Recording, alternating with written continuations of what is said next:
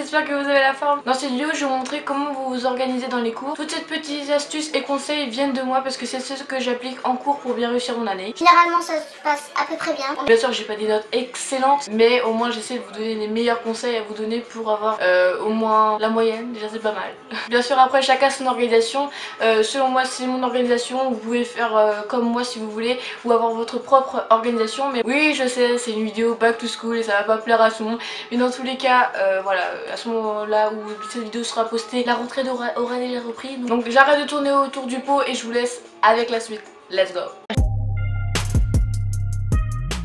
Chaque fois dans mes cours j'utilise différentes couleurs. Par exemple pour le titre j'utilise du rouge, pour le cours du bleu, pour les sous-titres du vert, pour les mini-titres du noir et pour les définitions en violet. On est venu à moi, à couleur. Quand vous recevez des feuilles, pour que ce soit plus net à lire et à comprendre, vous pouvez utiliser des fluos. Par exemple moi pour le titre j'utilise du rose, pour les choses importantes du jaune, pour les sous-titres en vert, les mini-titres en orange et le vocabulaire en violet. C'est blanc, cassé. Depuis plusieurs années sur mes agendas, tous les devoirs que je mets à faire, etc. Et bien quand une fois que j'ai fini de les faire, je les surligne et je trouve que c'est plus simple pour m'y retrouver.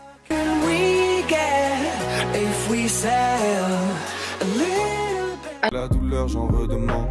On va le faire, Alors j'ai commencé à faire ça l'année dernière. J'ai utilisé un cahier de vocabulaire. En fait je note tous les mots anglais que j'ai appris pendant le cours d'anglais. Je note ça le soir même et après ça me permet de tous les week-ends de réapprendre les mots jusqu'à que je sache par cœur.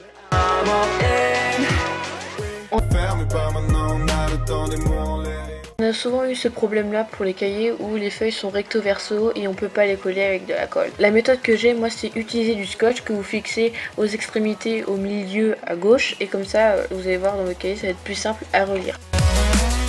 Les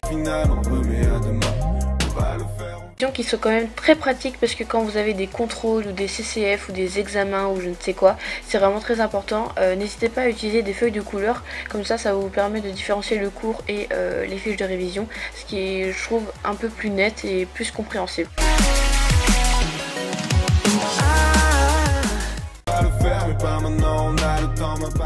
Si vous voulez apprendre plus facilement, je vous conseille d'espacer vos phrases, les textes, les titres, etc. Laissez pas mal de blanc parce que je trouve que déjà ça fait un peu plus propre dans le cahier et ça vous donne plus envie de lire et d'apprendre vos leçons. Si vous voulez aussi avoir plus de facilité à apprendre vos cours, n'hésitez pas à mettre de la couleur ou des motifs, tout ce que vous voulez pour que ce soit plus facile pour vous.